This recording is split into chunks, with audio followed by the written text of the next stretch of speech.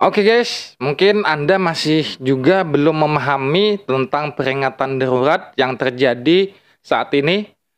Mari simak video ini sampai habis. Jangan di-skip agar tidak salah paham.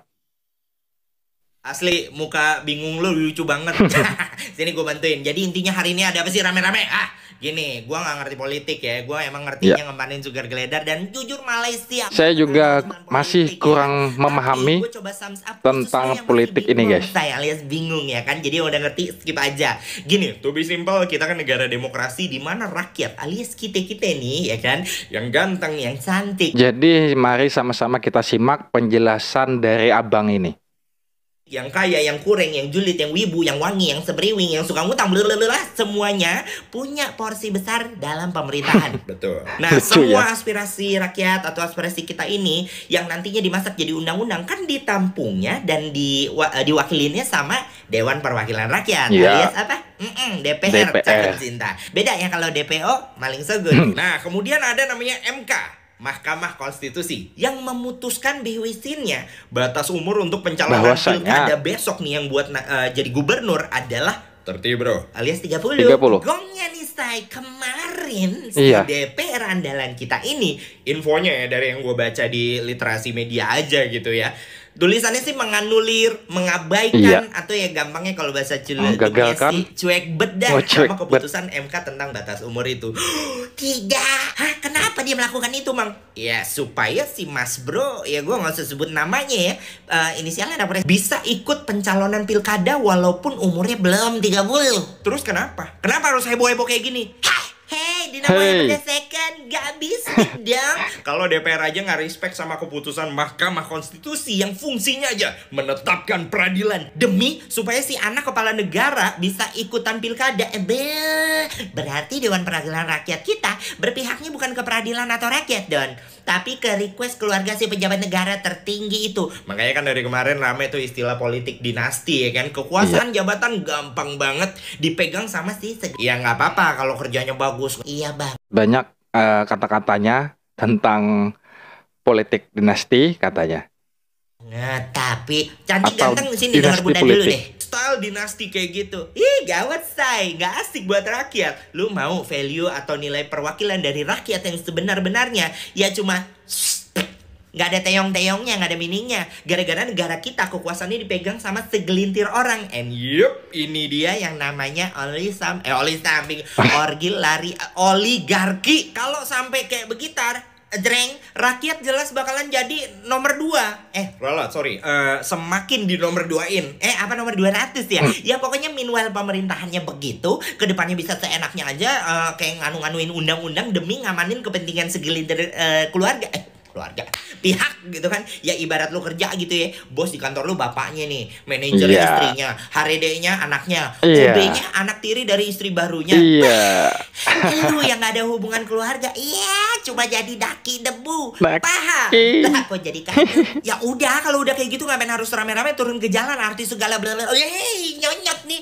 Memang harus begitu. Kita semua tuh lagi memperjuangkan privilege kita sebagai orang yang masih punya suara dan didengar negara, ketimbang harus pasrah ketika negaranya diatur oleh segelintir orang aja dan kita pasrah aja. Nggak bisik dong. Terus Mang, kenapa lo nggak turun ke jalan? Nggak bisa say, gue lagi diare, berki-berki. Lu mau gue bersuara dikit keluar dikit juga? Intinya say, kalau urusan negara jangan bercanda, karena lengah dikit yang ngatur semua sekeluarga. Jadi tugas kita sebagai warga negara, kawal terus demokrasi, gandengan tangan demi demokrasi. Jangan sampai oligarki apalagi dinasti, karena itu nggak asik, Besti. Di tengah situasi ini, sebenarnya aku tuh lagi menanti-nanti kira-kira Pak Prabowo ini akan membuat kebijakan seperti apa, kemudian bagaimana standing positionnya gitu sebagai, karena kan tidak ada istilah estafet sebenarnya ya, dalam ini kan bukan sistem kerajaan dan lain-lain gitu ya. Tidak melakukan estafet, jadi kemungkinan Bapak Prabowo tidak meneruskan program dari Bapak Jokowi. Apakah begitu maksudnya guys? Dengan sistem yang kita punya hari ini, aku juga masih nggak tahu nih ini merespon dari apa yang disampaikan pada Asko tadi pagi ya. Aku tuh ada sedikit kayak merasa ada sinyal-sinyal yang mungkin aku salah dalam menangkap gitu. Ada sinyal-sinyal yang sepertinya mulai ada sikap yang diambil perlahan-lahan untuk memiliki betul-betul standing position yang clear. Gitu. Jadi tidak terus dibayang-bayangi gitu. Karena kan nggak mungkin. Once beliau sudah duduk di kursi presiden, sudah dilantik, ya ini sudah akan menjadi kepemimpinan. Malam teman-teman semua, baru selesai. Nah, ini teman-teman mahasiswa yang setelah melakukan demonstrasi, guys. Lihat dan dengarkan pernyataan mereka. Keluar dari DPR, alhamdulillah rakyat Indonesia menang, kita semua menang.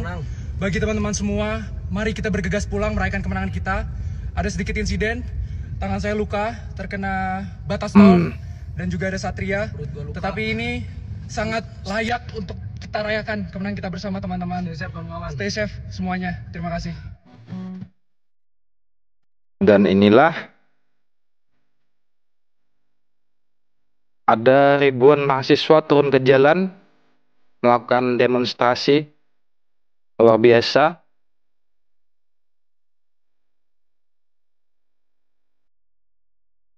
Saya melihat yang kayak gini, guys, teringat pada tahun 98 dulu. Waktu itu saya masih sangat kecil dan masih belum mengerti politik. Kalau mengingat itu rasanya ngeri sekali, guys.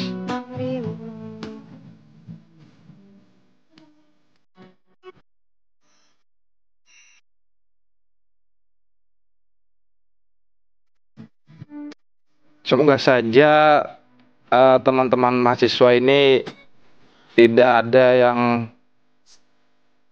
menjadi korban.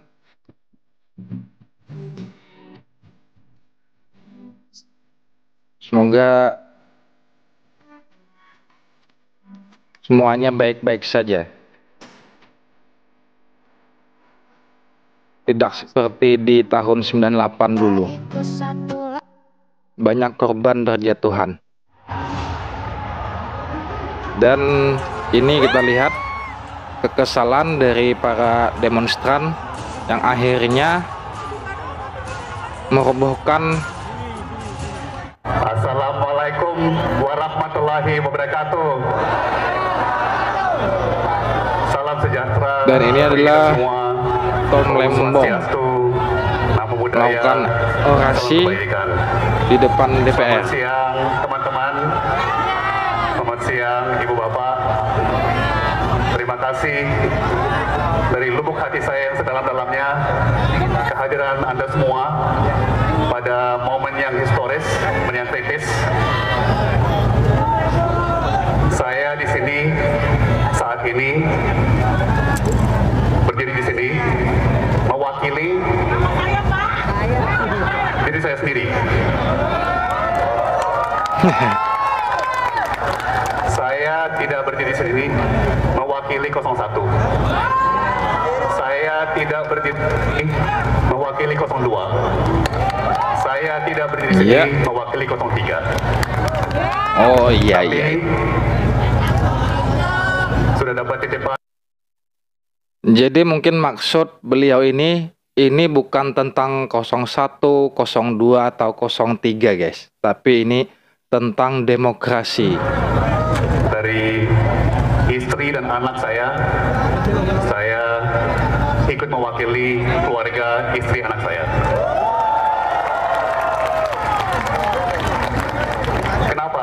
Kenapa ibu bapak, teman-teman? Karena saya dan kita semua bisa berdiri di sini hari ini karena almarhum ayah saya, almarhum paman saya, almarhum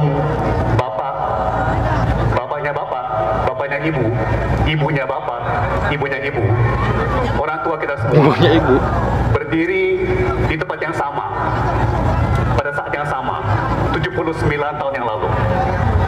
Dan di momen-momen kritis di mana Republik kita dipertaruhkan. Jadi ibu bapak, Ini momen yang historis, ini momen yang kritis. Kita di sebuah persimpangan, ya, negara kita di sebuah persimpangan, dan kita saat ini lagi Di menentukan persimpangan jalan. bukan hanya untuk diri kita, tapi untuk anak, cucu, dan generasi-generasi berikut. Tidak terlupakan juga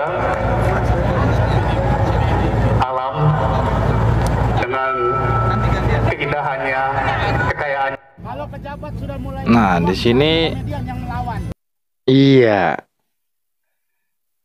Para komedian atau stand up komedi juga ikut turun ke jalan, guys. Kami dari Stand Up Indo sekarang sudah jadi ormas walaupun nggak kebagian jatah tambang. Sebenarnya kita pengennya nggak kesini, kita pengen percaya aja sama wakil kita. Tapi seperti kata anak-anak TikTok, nggak bisa Yura, Nggak bisa, Yura. Jangan berharap kalau kami lucu karena lebih lucu yang di dalam sana. Iya. Kita semua cari kerja sendiri bukan dibantu bapaknya. Kita semua datang di sini untuk menunjukkan aksi solidaritas karena kita sudah capek. Sudah capek. Selama ini kita masih punya harapan tipis-tipis. Mudah-mudahan ada yang bisa terketuk, tapi hari ini di depan mata kita melihat dengan gamblang bagaimana wakil rakyat kita tidak mewakili suara rakyat. Tanamkan ini dalam kepala kalian. Kalau belum umur 30, jangan calon dulu, jangan ya deh ya. Hidup rakyat! Indonesia! Indonesia! Indonesia! DPR! DPR! DPR! Semua Kang Abdel turun juga ke jalan ikut demo.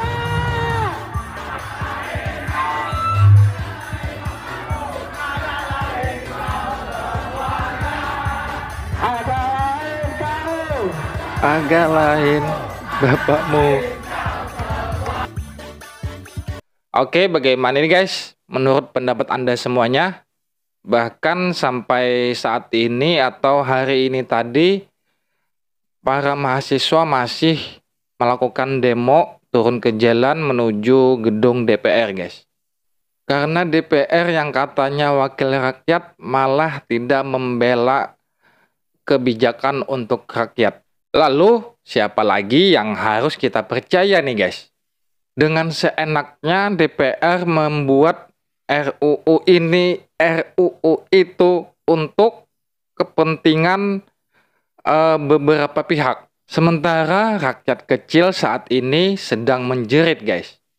Bagaimana pendapat Anda tentang keadaan Indonesia saat ini? Silahkan tulis pendapat Anda di dalam komentar. Terima kasih buat Anda yang sudah menonton. Semoga Anda dapat tercerahkan dengan nonton konten ini. Mohon maaf kalau ada kesalahan dan kekeliruan. Terima kasih buat Anda yang sudah menonton. Sampai jumpa di video selanjutnya. Wassalamualaikum.